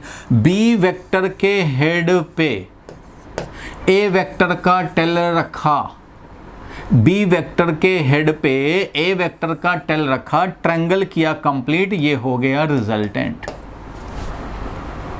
ठीक है भाई। और अब जरा देखा जाए पैरेललोग्राम लॉ से, इन दोनों को ऐड कर रहे हैं। चलो भाई, टेल टेल मैचिंग करूंगा, ए का टेल बी का टेल मैच किया, बी का टेल ए का टेल मैच किया, पैरेललोग्राम बनाया, डॉट डॉट डॉट डॉट, और पैरेललोग्राम का रिजल्टेंट यही है हमारा, डायगोनल ही रिजल्टेंट। ए का टेल बी का टेल पैरेललोग्राम किया कंप्लीट, ये बना रिजल्टेंट डायगोनल। अब तुम्हें हेड हेड मैचिंग करना है तो ठीक है भाई, बी का हेड, ए का हेड और बी का हेड दोनों मैच करा दिए। मान लो हमने ए का हेड बी का हेड, ए का हेड बी का हेड मैच कराया, पैरेललोग्राम कंप्लीट किया, ये डायगोनल ही रिजल्टेंट है। पर आपकी वॉइस और वीडियो गायब हुई थी जाने के लिए। कोई बात नहीं, फिर से देख लो। मैं कह रहा हूं कि अगर दोनों का पैरेललोग्राम लॉ से करते हैं, अगर टेल टेल मैचिंग करते हैं, तो देखो A vector B vector tail tail matching किया, टेल टेल मैचिंग किया ए वेक्टर और बी वेक्टर, तो पैरेललोग्राम कंप्लीट किया और ये बना रिजल्टेंट। और अगर हम लोग चाहें कि टेल टेल मैचिंग नहीं भाई, हेड हेड मैचिंग करो, तो कर लो भाई। ए का हेड बी का हेड मैच किया, ए का हेड बी का हेड मैच किया, पैरेललोग्राम कंप्लीट किया, रिजल्टेंट ये डायगोनल। ट्रायंगल लॉ से देखोगे तो, ट्रायंगल लॉ से देखोगे तो ए का हेड बी का टेल मैच कराया, ए के हेड पे बी का टेल मैच कराया, ये बना resultant triangle completing side. B के हेड पे ए का टेल मैच कराएंगे तो ये है triangle completing side, resultant. Parallelogram law लगाओगे, tail tail matching, parallelogram complete किया, रिजल्टेंट। हेड हेड मैचिंग करना है, बी का हेड ए का हेड मैच कराया और पैरेललोग्राम कंप्लीट किया, डायगोनल इज रिजल्टेंट। तो देख रहे हो, सब तो सेम ही रिजल्ट दे रहे हैं। ट्रायंगल लॉ से देखोगे तब भी ए के हेड पे बी का टेल रखा, रिजल्टेंट मिला ये। बी के हेड पे ए का टेल रखा, रिजल्टेंट मिला यही। पैरेललोग्राम लॉ, ए का टेल और बी का टेल, ए का टेल बी का टेल, पैरेललोग्राम कंप्लीट किया, ये बना डायगोनल रिजल्टेंट। ए का हेड बी का हेड और पैरेललोग्राम कंप्लीट किया, डायगोनल बना रिजल्टेंट। सब तो यही रिजल्टेंट दा रहा है, चाहे ट्रायंगल लॉ से अप्लाई करो या पैरेललोग्राम लॉ अप्लाई करो, जो रिजल्टेंट आना है वही आना है। अब ये रिजल्टेंट कितना आना है वो एक अलग टॉपिक है, उसके लिए फॉर्मूला डेराइव कर रहे हैं। बट यहाँ पे हम लोग प्लॉट करके देख सकते हैं कि ट्रायंगल लॉ का जो रिजल्टेंट आता है वही पैरेललोग्राम लॉ से भी रिजल्टेंट आता है। फिर से एक बार दिखा रहा हूं, ए के हेड पे बी का टेल रखा तो triangle completing side resultant, B के हेड पे ए का टेल रखा तो भी ट्रायंगल कंप्लीटिंग साइड रिजल्टेंट। अब पैरेललोग्राम लॉ, ए का टेल, ये बी का टेल और ए का टेल दोनों मैच कराया, पैरेललोग्राम कंप्लीट किया, डायगोनल इज द रिजल्टेंट। और अगर हम लोग हेड हेड मैच कराएं तो ए का हेड, बी का हेड, ए का हेड, बी का हेड, पैरेललोग्राम कंप्लीट करो, डायगोनल इज द रिजल्टेंट। तो सारे रिजल्टेंट सेम ही देंगे, चाहे ट्रायंगल लॉ अप्लाई करो या पैरेललोग्राम लॉ अप्लाई करो, रिजल्टेंट विल रिमेन सेम। बोलो ये बात क्लियर हुआ? Yes sir. बोलो भाई ये बात तो क्लियर है? Yes sir. अब बस इसका रिजल्टेंट वैल्यू निकालना रह गया कि इसका रिजल्टेंट आएगा कितना, वो अलग चीज है, वो तो मैं अभी डिराइव करूंगा। लेकिन आपको क्या लगता है कि मैं 2 ही पढ़ा करके छोड़ दूंगा आपको? आएगा भाई तीसरा, 3 वेक्टर, 4 वेक्टर, आप 10 वेक्टर ऐड करो। पॉलीगॉन लॉ है उसके लिए, 10 वेक्टर ऐड करो, तुम 50 वेक्टर ऐड करो। पहले 2 का सीख रहे हैं, 2 पे तो फोकस कर लें, जब आएगा 3 4 वो सब भी आएगा भाई, सब एक ही साथ तो नहीं आएगा, धीरे धीरे करके आएगा, थोड़ा पेशेंस रखो। पहले 2 का सीखें, ट्रायंगल लॉ सीखें, पैरेललोग्राम लॉ सीखें, ये पता लगा कि दोनों एक ही रिजल्टेंट प्रोड्यूस करता है भाई। इतना तो क्लियर हुआ कि एक ही रिजल्टेंट दोनों प्रोड्यूस करता है। थोड़ा पेशेंस रखो तुम, थोड़ा मैं रखूं, आराम से सारा कुछ क्लियर होगा। कोई भी चीज़ ऐसा छोड़ के नहीं चले जाएंगे, सब सीखेंगे, ठीक है। तो अभी ये पता लगा कि हम लोगों का ट्रायंगल लॉ अप्लाई करो चाहे parallelogram law, resultant will remain same. हमने इन्हीं दोनों को ऐड किया, ट्रायंगल लॉ से ऐड किया तो ये बना रिजल्टेंट। और ट्रायंगल लॉ में अगर बी के हेड पे ए का टेल रखेंगे तब भी यही बना रिजल्टेंट, और पैरेललोग्राम लॉ लगाओगे तब भी हमारा वही रिजल्टेंट। भाई टेल है, दोनों का टेल टेल मैचिंग कर दिया और तब भी रिजल्टेंट हमारा पैरेललोग्राम का डायगोनल। हेड हेड मैचिंग कराएं तब भी वही diagonal, so resultant will remain same. तो अब कंक्लूजन लिखो, कंक्लूजन लिखो भाई। अच्छा ये लिखे थे इसका स्टेप 1, पैरेललोग्राम लॉ का लिखो स्टेप 1, हेड हेड मैच और tail tail match of 2 vectors to be added. फिर स्टेप 2 क्या होगा, लिख लो, so resultant R is equal to A plus B by the diagonal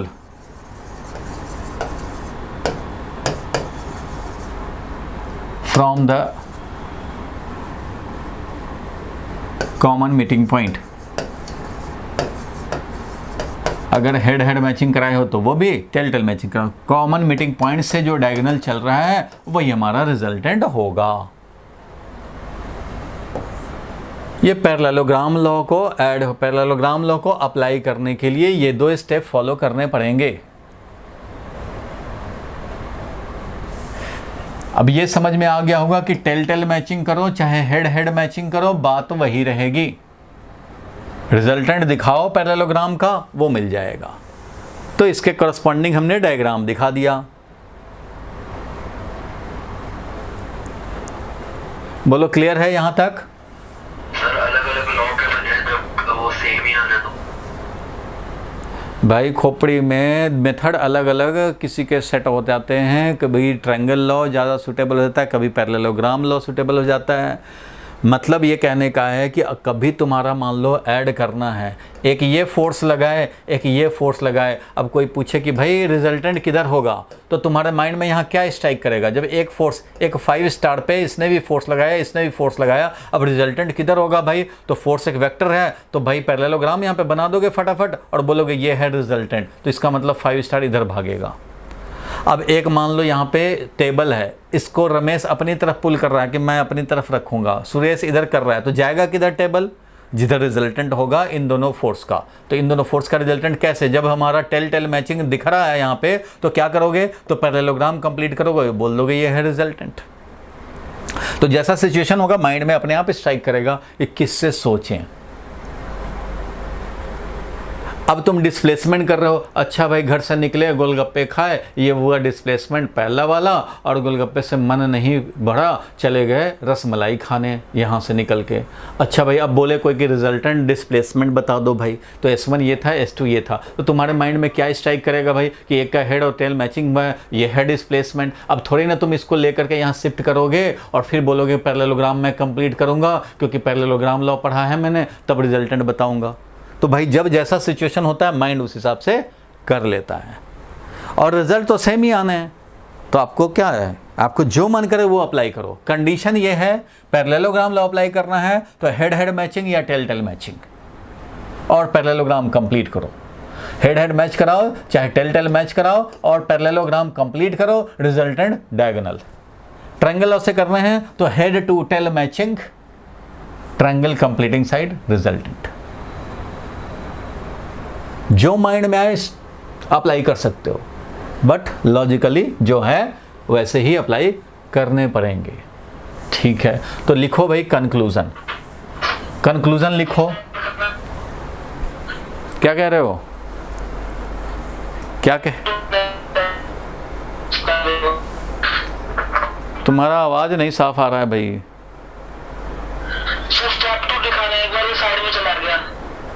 side में चला गया? अरे साइड में मैंने कर दिया, अब मुझे स्पेस चाहिए ना लिखने के लिए। नोट कर लूंगा। स्क्रीनशॉट ले ले।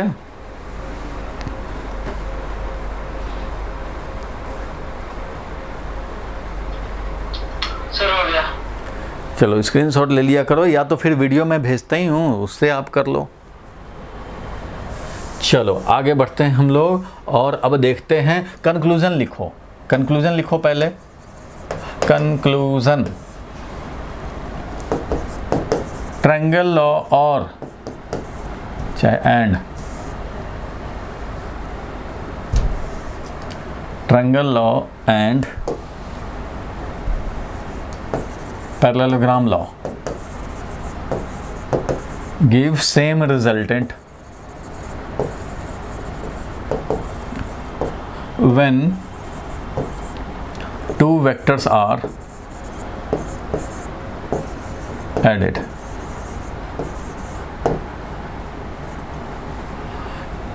ठीक है, सेम रिजल्टेंट देता है। a plus B parallelogram law से किया तो diagonal of the parallelogram is the resultant. Triangle law से करेंगे तो a का हेड b का हेड b का टेल मैचिंग कराया और ट्रायंगल कंप्लीटिंग साइड रिजल्टेंट। इस रिजल्टेंट का वैल्यू अब निकालना है, ये रिजल्टेंट निकालना चाहते हैं। तो नेक्स्ट टॉपिक हो जाएगा तुम्हारा फाइंडिंग रिजल्टेंट। लिखो भाई, finding resultant of two vectors.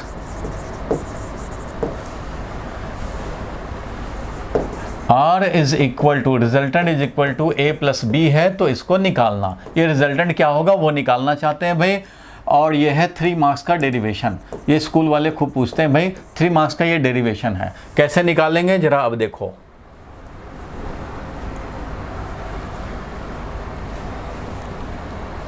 Resultant निकालने के लिए डायग्राम बनाएंगे। देखो पता लग चुका है कि ट्रायंगल लॉ अप्लाई करो चाहे पैरेललोग्राम लॉ, जो आना है वही रिजल्टेंट आना है भाई। तो एक a वेक्टर दिखाया, एक ये b वेक्टर दिखाया, और इसका रिजल्टेंट बना यही रिजल्टेंट निकालना चाहते हैं कि अगर ये मान लो हमारा 5 वैल्यू का है, ये अगर 4 वैल्यू का है, दोनों के बीच में कुछ एंगल है, तो अब बताना है कि ये रिजल्टेंट कितना होगा। रिजल्टेंट ऑब्टेन करना चाहते हैं, ठीक है, यही रिजल्टेंट निकालना। ये 5 है, ये 4 है, तो ये क्या है, 6 है, 7 है, 8 है, 2 है, 5 है, क्या है, वो निकालना चाहते हैं। और वो किस डायरेक्शन में है वो भी निकालना चाहते हैं। ए वेक्टर से ये अगर अल्फा एंगल पे है तो वो भी निकालना चाहते हैं। ये है तुम्हारा वेक्टर ए समझो, ये है वेक्टर बी, ठीक है भाई, निकालना चाहते हैं। तो एक चीज़ और हम लोगों को अभी समझ लेने पड़ेंगे, वो क्या है भाई, तो एंगल बिटवीन टू वेक्टर। तो भाई ये साइड में लिख लोगे, ज़रूरी है, angle between two vectors. Angle between two vector क्या होता है उसको ज़रा समझ लें, नहीं तो ये आगे सॉल्व नहीं कर पाएंगे। थोड़ा ज्योमेट्री अप्लाई कर रहे हैं, सॉल्व कर रहे हैं, but angle between two vector को पहले पहचान लेते हैं। तो देखो भाई, एंगल बिटवीन टू वेक्टर क्या होता है, तो कोई एक वेक्टर है, कोई दूसरा वेक्टर है, तो दोनों का पहले तुम क्या करो, एंगल जानना चाहते हो तो चाहे टेल टू टेल मैचिंग कराओ या फिर हेड हेड मैचिंग कराओ। हेड हेड मैचिंग करें या टेल टेल मैचिंग करें, ये करना पड़ेगा भाई अगर तुम्हें पता लगाना है तो ए वेक्टर है, बी वेक्टर है, तो टेल टेल मैचिंग करा दिया तो दो एंगल बनेंगे। टेल टेल मैचिंग करा दिया तो दो एंगल बनेंगे, एक एंगल ये बना और एक एंगल इधर से बना। एक स्मॉल एंगल होगा, एक लार्जर एंगल होगा। जो स्मॉलर एंगल होगा उसी को एंगल बिटवीन टू वेक्टर बोलते हैं। दोनों का टेल टेल मैच कराया, जो स्मॉलर एंगल बनेगा, दो एंगल बनेगा भाई, दोनों का टेल टेल हमने मैच करा दिया तो दो ही तो एंगल बनेंगे। वेक्टर ए और वेक्टर बी का जब टेल टेल मैचिंग कराया तो दो एंगल बनेंगे, एक छोटा वाला एक बड़ा वाला। तो जो छोटा वाला एंगल होता है वही हम लोग एंगल बिटवीन टू वेक्टर बोलते हैं। और समझो, ये तो टेल टेल मैचिंग किया, आप चाहते तो वेक्टर ए और वेक्टर बी जिन दोनों के बीच में एंगल आप चाहते हो, दोनों का हेड हेड मैच करा के भी निकाल सकते थे। कैसे? तो ए का हेड, बी का हेड, ए का हेड और बी का हेड दोनों मैच हो गया। तो जब दोनों मैच हो गया, दोनों का हेड, ए का हेड बी के हेड से मैच हो जाए, तब भी ये दो एंगल बनाएगा, एक ये और एक ये। तो जो छोटा वाला एंगल होगा उसी को एंगल बिटवीन टू वेक्टर बोलेंगे। अब बताओ, ये एंगल और ये एंगल सेम है कि नहीं? ये थीटा सेम है कि नहीं भाई? बिल्कुल सेम है। चाहे टेल टेल करके स्मॉलर एंगल ले लो या हेड हेड मैच करा के स्मॉलर एंगल ले लो, बात एक ही है। आप सोचेंगे बात एक ही है, कैसे भाई? तो बात एक ही ऐसे है कि देखो यहाँ हेड हेड मैचिंग कराया है, ये आया एंगल। अगर मैं मान लो करता हूँ कि चलो टेल टेल मैचिंग कराना चाहते हो, मैं यही दिखा देता हूँ कि दोनों कैसे सेम है। टेल टेल मैचिंग कराना है, चलो मैं यहाँ पे प्लॉट करता हूँ। ए वेक्टर जो था उसको मैं आगे बढ़ा दिया, ये है ए वेक्टर भाई, और बी वेक्टर था इसको भी आगे बढ़ा देते हैं, ये है मान लो बी वेक्टर। ये बी वेक्टर है और ये वाला ए वेक्टर है। ध्यान देना भाई, एक बी वेक्टर है, एक वेक्टर ए है। तो अब दोनों का ये टेल टेल मैचिंग किया हुआ है हमने। अब टेल टेल मैचिंग किया हुआ है, ए के टेल पे बी का टेल मैचिंग किया हुआ है, तो ये वाला स्मॉलर एंगल होगा, इधर वाला तो लार्जर एंगल होगा, तो इसको बोला हमने एंगल बिटवीन टू वेक्टर। तो एंगल बिटवीन टू वेक्टर ये हो जाएगा भाई। अब बताओ, ये वाला एंगल ये वाला एंगल दोनों सेम नहीं है क्या? ए वेक्टर को ही आगे बढ़ाया तो एक ही लाइन तो है, बी वेक्टर को ही पीछे बढ़ाया तो ये एक ही लाइन है। ए वेक्टर बी वेक्टर, अगर ग्रीन वाला को देखो तो टेल टेल मैचिंग है, smaller angle theta, angle between two vector. अगर वाइट वाले को देखें तो भी हमारा क्या हो जाएगा भाई? तो हेड हेड मैचिंग है और ये smaller angle, angle between two vector, दोनों तो सेम ही है। इसलिए हेड हेड मैचिंग हो या टेल टेल मैचिंग हो, smaller angle is the angle between two vector. तो ये आप साइड में लिख लेना और यहाँ पे मैं लिख दे रहा हूँ, तुम भी लिख लो भाई, angle between two vector is the smaller angle, is the smaller angle subtended between the two,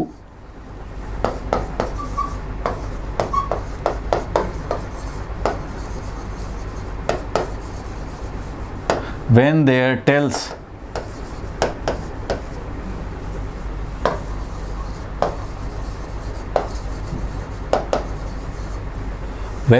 are matching or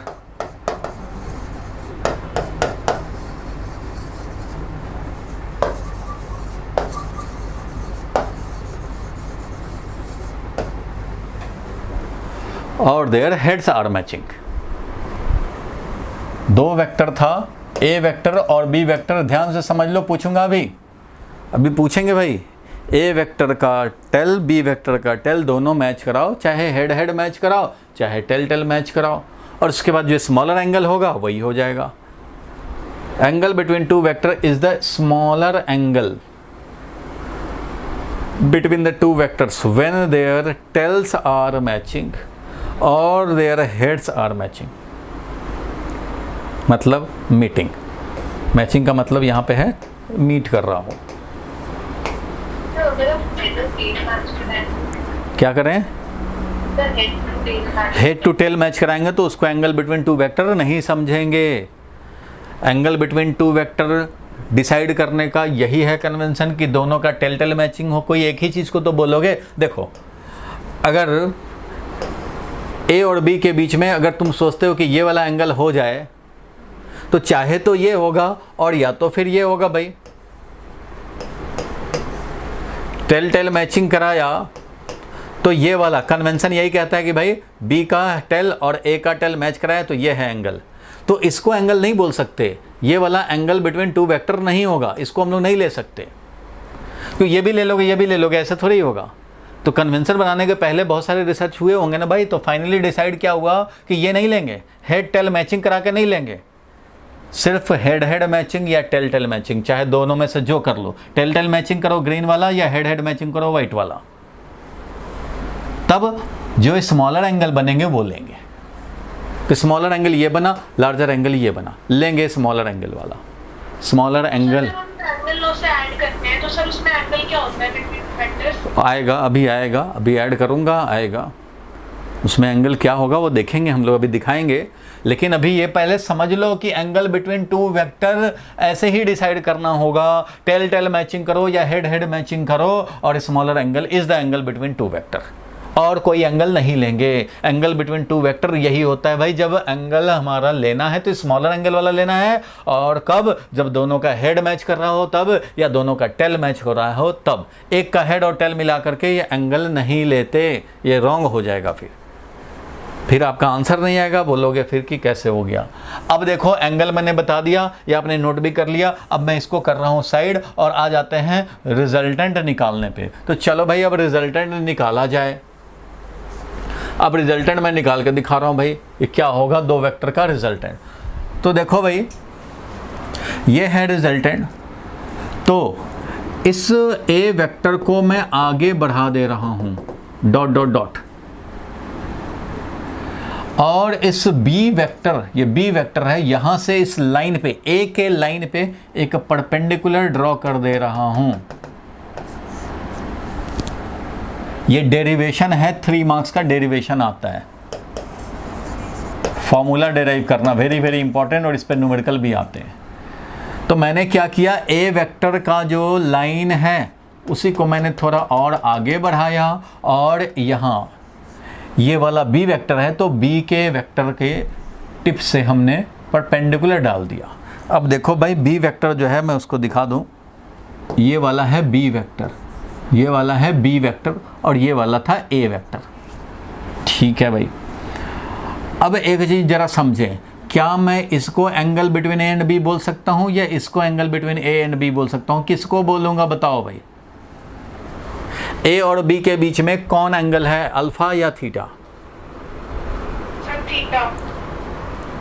alpha तो नहीं होगा, अभी मैंने बताया था अल्फा नहीं हो सकता, क्योंकि अल्फा एक ए का हेड और बी का टेल मैच हुआ है, उसके बीच में ये एंगल बना हुआ है।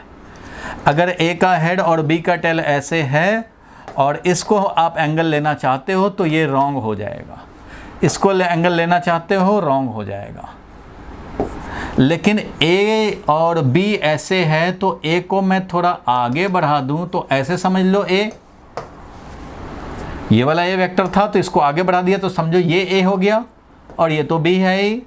तो अभी इस कंडीशन में क्या हुआ, ए का टेल और बी का टेल समझो मैच हो गया, तो अब इसको एंगल बोल सकता हूँ। तो इसलिए इस लाइन को आगे बढ़ाया, मतलब समझो कि ये ए वेक्टर ऐसे हो गया, यहाँ से स्टार्ट हो गया, ए vector B vector, A vector B vector, दोनों के बीच का एंगल टेल टेल मैचिंग हो गया, ए वेक्टर का टेल बी वेक्टर का टेल मैचिंग हो गया, ये एंगल ले लिया। तो ये एंगल ले सकते हैं। इसी ए वेक्टर को हमने क्या किया, थोड़ा और आगे बढ़ा लिया, आगे बढ़ा लिया डॉटेड, तो इसको बोल सकते हैं एंगल, ये वाला एंगल अल्फा नहीं होगा क्योंकि ये टेल हेड का मैचिंग हो जाएगा और यहाँ हमें टेल टेल का मैचिंग चाहिए। तो इसलिए ये एंगल लेंगे, थीटा एंगल लेंगे, theta will be the angle, ये वाला एंगल नहीं होगा। ठीक है, यहाँ तक क्लियर है भाई? इसको हटा देता हूँ।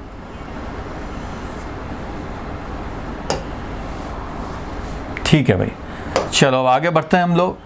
अब हमें निकालना है ये रिजल्टेंट। देखो थोड़ा सा पाइथागोरस थ्योरम यूज करूंगा। यहाँ से हमने क्या किया, परपेंडिकुलर ये डाला, ये परपेंडिकुलर डाला है, देखो ये परपेंडिकुलर डाला है, ए के लाइन पे परपेंडिकुलर डाला हमने, ए वेक्टर के लाइन पे परपेंडिकुलर डाला है। तो इस वाले लेंथ को क्या बोलेंगे, ये वाला है बी। ध्यान देना ये बी वेक्टर का वैल्यू है। बी वेक्टर के वैल्यू को ऐसे भी लिखते हैं और ऐसे भी लिखते हैं। ये क्या हो गया भाई, तो ये हो गया magnitude of B. Similarly A vector के मैग्नीट्यूड को सिंपली ए लिखेंगे और वो हो जाएगा हमारा मैग्नीट्यूड यानी कि वैल्यू ऑफ वेक्टर ए। तो ये वाला तो बी है, ये एंगल थीटा है, तो मैं इसको बोलूँगा बी साइन थीटा और इसको बोलूँगा बी कॉस थीटा। आप सोचेंगे ये कैसे हुआ भाई, तो ये कैसे हुआ, तो ये देखो कैसे हुआ। ये आपको जैसे मुझे याद हो गया आपको भी याद हो जाएगा। एंगल के सामने वाला परपेंडिकुलर होता है राइट एंगल ट्रायंगल। मान लो ये ए, ये मान लो बी और ये मान लो सी। तो अगर हमारा ए बी सी ऐसे है तो यहां देखो मैं दिखा रहा हूं,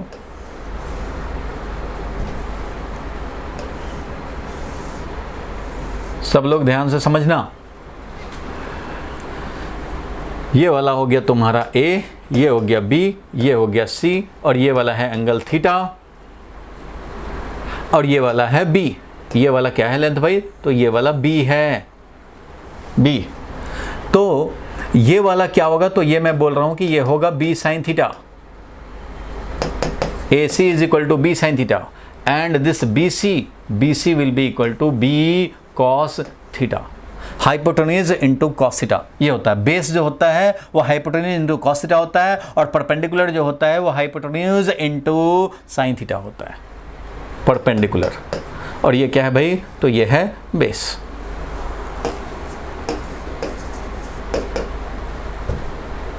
कैसे वो समझा जाए, समझा जाए भाई, समझा जाए, ऐसे नहीं छोड़ने हैं, आप समझो आराम से।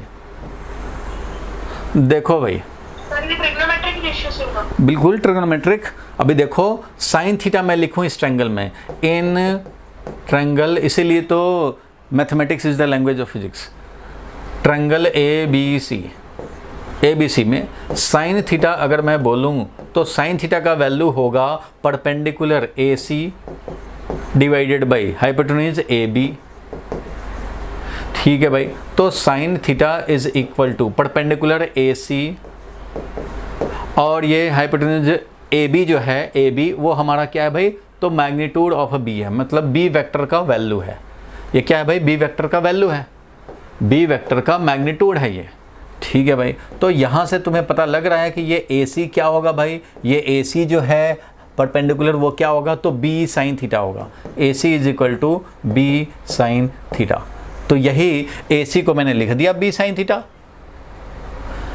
सिमिलरली अगर मैं बोलूं कि कॉस थीटा क्या होगा, बोलो भाई, तो इसमें कॉस थीटा क्या होगा, तो कॉस थीटा होगा base B C divided by hypotenuse क्या भाई, तो ए बी। ए बी का मतलब क्या है, बी वेक्टर का वैल्यू। तो यहाँ से हमें बेस बी सी जो मिल जाएगा वो क्या मिल जाएगा, तो बी कॉस थीटा। तो मैं इसको लिख दूंगा, बेस को लिख दूंगा b cos थीटा और इसको परपेंडिकुलर को लिख दूंगा b sin थीटा। कोई प्रॉब्लम? ये आगे के लिए आप याद रखना, क्योंकि बार बार ये ऐसे नहीं दिखाया जाएगा। आपको याद ही हो जाने हैं अब कि थीटा के सामने वाला जो परपेंडिकुलर होता है वो हाइपोटेन्यूज इनटू साइन थीटा होता है और जो बेस होता है वो हाइपोटेन्यूज इनटू कॉस थीटा होता है। ठीक है, कैसे हुआ वो देख लिया हम लोगों ने। सिंपल सा ट्रिगोनोमेट्रिक रेशियो लिखोगे, BC is equal to B cos theta and AC perpendicular है जो वो हमारा B साइन थीटा होता है। ये आगे के लिए हमेशा याद रखना। किसी भी राइट एंगल ट्रायंगल में मान लो ये 5 वैल्यू है और ये मान लो 60 डिग्री है और कोई बोले कि ये वाला कितना होगा भाई, तो ये होगा 5 साइन 60 डिग्री और ये वाला कितना होगा भाई, तो 5 कॉस 60 डिग्री। समझ गए? कभी भी ऐसा हुआ राइट एंगल ट्रायंगल में तो आप ये डायरेक्ट लिख सकते हैं। बोलो ठीक है? याद रहेगा ना? ये बिल्कुल याद रखना है ये। चलो, तो ये अगर समझ गए तो अब यहाँ पे वापस आ जाते हैं भाई। इसका डेरिवेशन 3 मार्क्स का डेरिवेशन ऐसे ही थोड़ी ना मिल जाएगा 3 मार्क्स। तो फर्स्ट मार्क्स जो है वो डायग्राम बनाने पे, रिजल्टेंट निकालना है। ठीक है भाई, ये हम लोग साइड में ये बिल्कुल ध्यान रखना है और आप नोट कर लेंगे, चाहे वीडियो से नोट कर लेंगे या स्क्रीनशॉट लेते हैं तो उससे नोट कर लेंगे। चलो, अब बात रह गई कि रिजल्टेंट कैसे निकला। ये B साइन थीटा पता लग चुका, ये B कॉस थीटा पता लग चुका, ये A है, ये B है, B C A, इसको कर देता हूँ O। तो हमें चाहिए OA, हमें चाहिए OA। तो देखो भाई कैसे OA निकालेंगे। रिजल्टेंट, जो रिजल्टेंट है अपना वो OA है।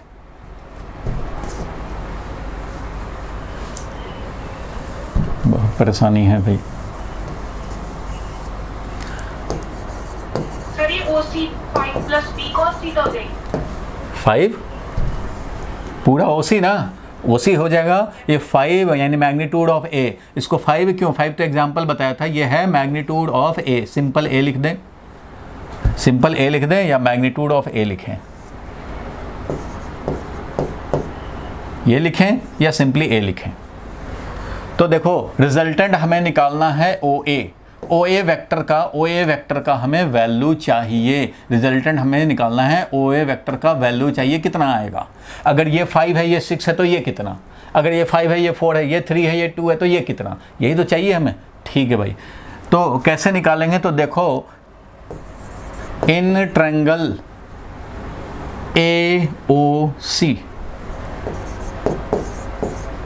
AOC में, ये राइट एंगल ट्रायंगल में, ये तो है ना राइट एंगल, तो राइट एंगल ट्रायंगल में हम लोग लिख सकते हैं कि ये जो हाइपोटेन्यूज है OA का जो मैग्नीट्यूड है वो कितना होगा भाई? OA का मैग्नीट्यूड है वो कितना होगा? तो पाइथागोरस थ्योरम से लिख सकते हैं अंडर रूट कौन सा स्क्वायर भाई? तो OC का स्क्वायर प्लस AC का स्क्वायर। बोलो भाई, ऐसा बोल सकते हैं कि नहीं? पाइथागोरस थ्योरम से दिस हाइपोटेन्यूज इक्वल टू ये बेस स्क्वायर प्लस ये स्क्वायर।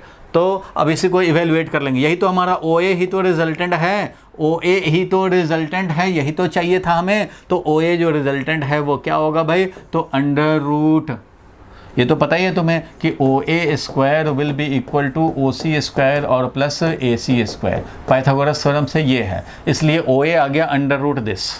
तो OC को क्या लिखेंगे? बोलो, OC को क्या लिखेंगे? A plus B cos theta. ये A plus B cos theta, तो A plus B cos theta लिखेंगे। बहुत अच्छा भाई। और प्लस AC को क्या लिखेंगे? B साइन थीटा लिखेंगे भाई। तो ठीक है भाई, B साइन थीटा लिखेंगे, उसका होल स्क्वायर। बस यहाँ से 3 सेंटेंस आगे और रिजल्ट आ गया, डेरिवेशन हो जाएगा। तो यहाँ देखो, अब ये रिजल्टेंट का वैल्यू आ गया हमारे पास। वो क्या हुआ भाई? तो इसको ब्रैकेट को ब्रेक करो, A square plus B square cos square theta plus twice AB cos theta plus B square sine square theta. बोलो ठीक है? ये पहले तो इसी का आ गया, A square plus B square cos square theta plus twice AB cos theta plus B square sine square theta. Clear है यहाँ तक? बोलो। अब देखो, रिजल्टेंट का वैल्यू हो गया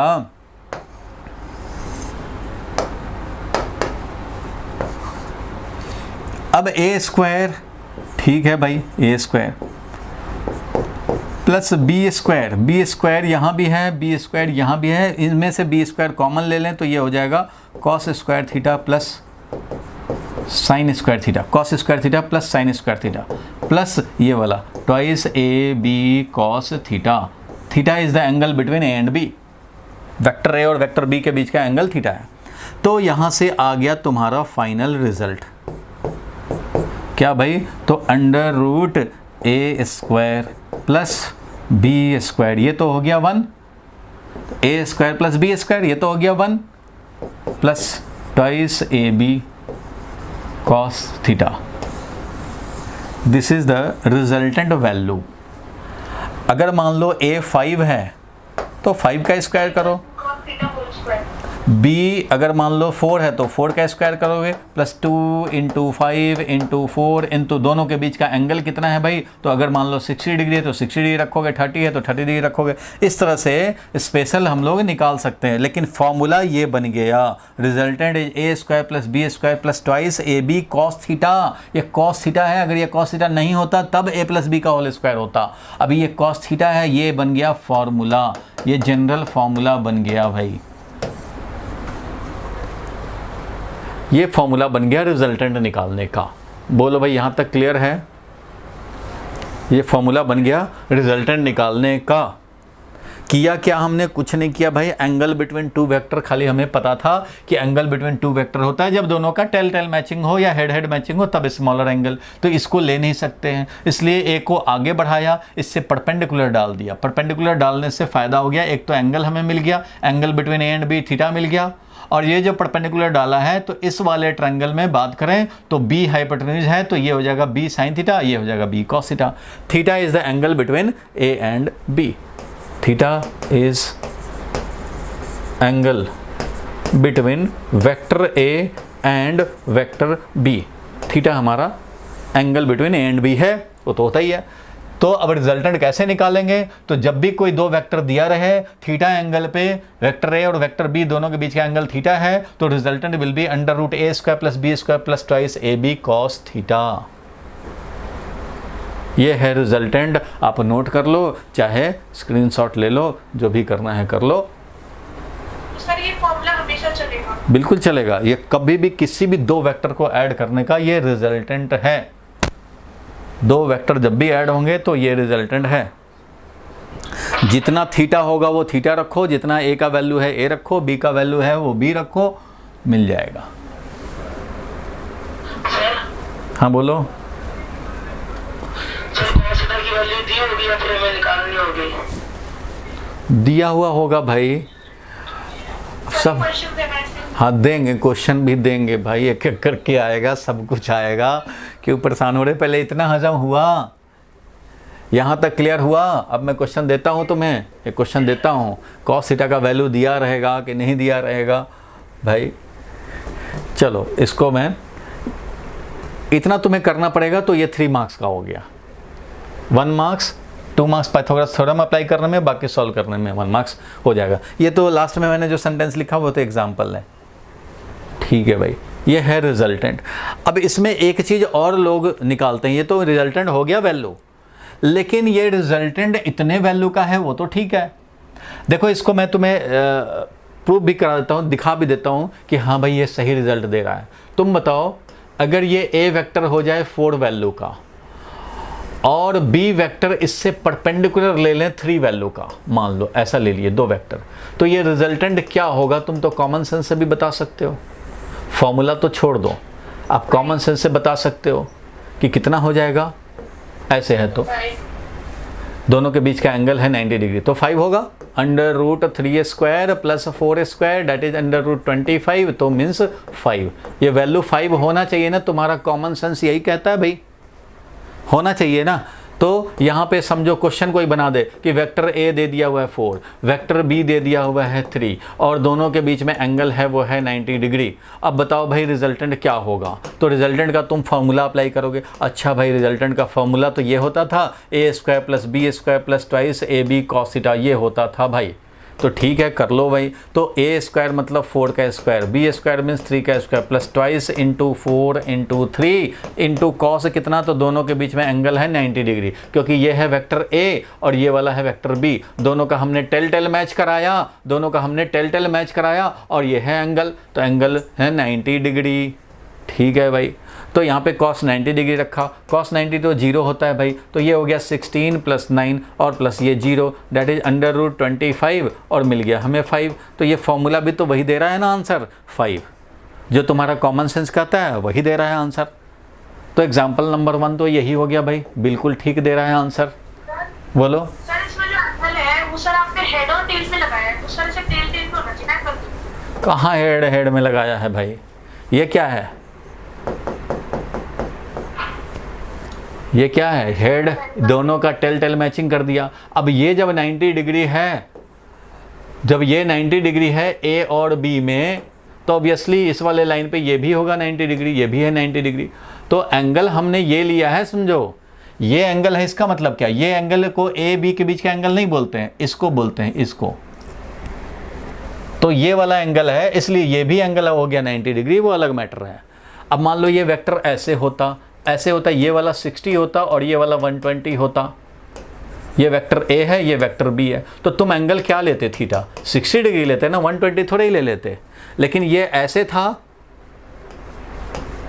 तो मैं ये ले रहा हूँ 90 डिग्री। आप सोच रहे हैं कि ये ले रहे हैं 90 डिग्री, ये नहीं ले रहा भाई, ये ले रहा हूँ 90 डिग्री, ये।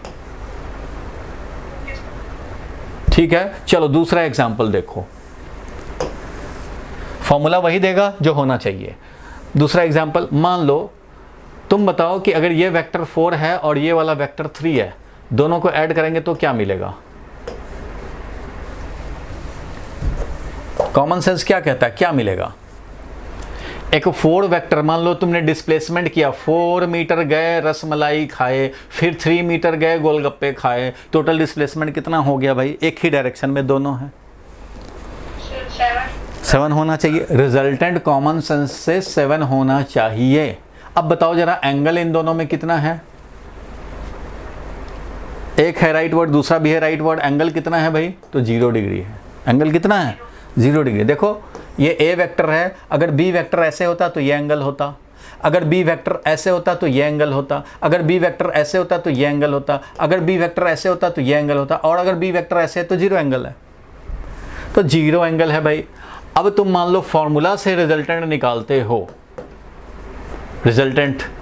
तो क्या लिखोगे, A square plus B square plus twice A B cos 0 degree, क्योंकि थीटा 0 डिग्री हो गया, ए का मैग्नीट्यूड हो गया 4 और बी का मैग्नीट्यूड हो गया 3। अब बताओ भाई रिजल्टेंट हमारा ये क्या हो गया, तो √4 का स्क्वायर और ये 9 और ये क्या हो गया, cos 0 डिग्री होता है 1, तो ये क्या हो गया 8 इंटू 3 24। ये कितना मिल गया भाई, तो ये मिल गया 49 का मतलब क्या हो गया 7। तो 7 मिलना चाहिए था, 7 मिला। जो तुम्हारा कॉमन सेंस कह रहा है वही दे रहा है ना ये फॉर्मूला। बोलो क्लियर है। सर फिर जब हमारी कॉमन सेंस से सही आंसर आ रहा है तो हम फॉर्मूला क्यों, अरे हर जगह कॉमन सेंस नहीं लगेगा, ये तो मैं एक एग्जाम्पल ले रहा हूँ ना, 90 डिग्री 0 डिग्री। अब तुम्हें ये बोल दिया जाए कि ये 6 है और ये 4 है और ये है 120 डिग्री, अब बताओ कितना होगा रिजल्टेंट, तो यहाँ तुम्हारा कॉमन सेंस थोड़ी चलेगा, यहाँ तो फॉर्मूला पे आ जाओगे तुरंत, तुम फॉर्मूला पे आ जाओगे ना ऐसे कंडीशन में। बोलो, तुरंत फॉर्मूला पकड़ लोगे और फॉर्मूला में थीटा क्या यूज करोगे, 60 डिग्री, बिल्कुल सही 60 डिग्री इसको यूज करने होंगे। ये नहीं कि ये 120 दे दिया तो 120 ही पकड़ लिया, ऐसे नहीं करने हैं, एंगल 60 डिग्री लेने होंगे, क्योंकि ये है एक वेक्टर, ये है दूसरा वेक्टर, तो हमें ऐसे नहीं लेने एंगल, इसको आगे बढ़ाओ, दोनों का टेल मैच कराओ, तब लेंगे ये एंगल। क्लियर है यहाँ तक। चलो एक और एग्जाम्पल बता देता हूँ, एक और एग्जाम्पल। सब लोग वीडियो से फिर से नोट्स बना लेने चाहिए, चाहे तो स्क्रीनशॉट साथ साथ लेते चलें, क्योंकि बहुत ज़्यादा टाइम आप नोट करेंगे तो बहुत डिले हो जाएगा। एक और लास्ट एग्जांपल आज के लिए, लास्ट एग्जांपल है आज के लिए भाई, तुम यही तो प्रॉब्लम। देखो अगर ये मैं बोलूँ कि ये है 6 वैल्यू का और एक ये वैल्यू है मान लो 2 वैल्यू का, तो रिजल्टेंट क्या होगा? रिजल्टेंट कितना होगा? डिस्प्लेसमेंट की तरह ही सोचो, 6 मीटर गए, गोलगप्पे खाए और फिर 2 मीटर वापस आए, तो डिस्प्लेसमेंट क्या होगा? डिस्प्लेसमेंट ये होगा भाई, नेट डिस्प्लेसमेंट क्या होगा? ये होगा, ये वाला है S1, ये वाला है S2। तो बताओ भाई 6 मीटर गए राइट वर्ड, 2 मीटर आगे वापस, तो नेट डिस्प्लेसमेंट क्या हो जाएगा? 4 मीटर हो जाएगा, होगा ना 4। कॉमन सेंस यही कहता है ना, रिजल्टेंट 4 होगा। पहला डिस्प्लेसमेंट S1 है, वो है हमारा 6 मीटर राइट वर्ड, दूसरा डिस्प्लेसमेंट S2 है, वो है 2 मीटर लेफ्ट वर्ड, तो दोनों का रिजल्टेंट क्या होगा? मीन्स S नेट जो कि है S1 प्लस S2 वो कितने वैल्यू का होगा? तो कॉमन सेंस कहता है कि 4 मीटर का होगा। अब मैं फॉर्मूला से तुम्हें अप्लाई कराता हूं भाई, तो चलो इन दोनों वेक्टर को ऐड करने हैं। 6 है, 2 है, इन दोनों के बीच में एंगल कितना है बताओ? एंगल दे दिया है मान लो 180 डिग्री। क्यों भाई? क्योंकि ये वेक्टर A है, मान लो ये वेक्टर B होता, ये वाला वेक्टर B होता तो ये होता एंगल, ये होता तो ये वाला एंगल होता स्मॉलर एंगल, तो ये लेते, ये वाला होगा तो ये स्मॉलर एंगल लेंगे, ये वाला नहीं लेंगे, ये लेंगे। अब इधर वेक्टर होगा तो ये वाला लेंगे 160 डिग्री, इधर होगा तो क्या करेंगे 180 डिग्री। सो अपोजिट डायरेक्शन मतलब एंगल है 180 डिग्री। क्लियर है? Angle is 180 degree. तो क्वेश्चन तुम्हें अगर ऐसा आ गया तो जो कॉमन सेंस कह रहा है वैसा ही तुम्हें रिजल्टेंट दे देगा। देखो भाई रिजल्टेंट कितना दे देगा? तो a square plus B square plus twice A B cos theta होता है रिजल्टेंट कोई भी दो वेक्टर निकालने का। तो a स्क्वायर मतलब 6 स्क्वायर, b स्क्वायर मतलब 2 स्क्वायर प्लस 2 इंटू 6 इंटू 2 और कॉस हो गया कितना भाई? तो 180 डिग्री। कॉस 180 डिग्री क्या होता है भाई? तो कॉस 180 डिग्री होता है -1, सबको पता है भाई। तो ये क्या हो जाएगा बताओ?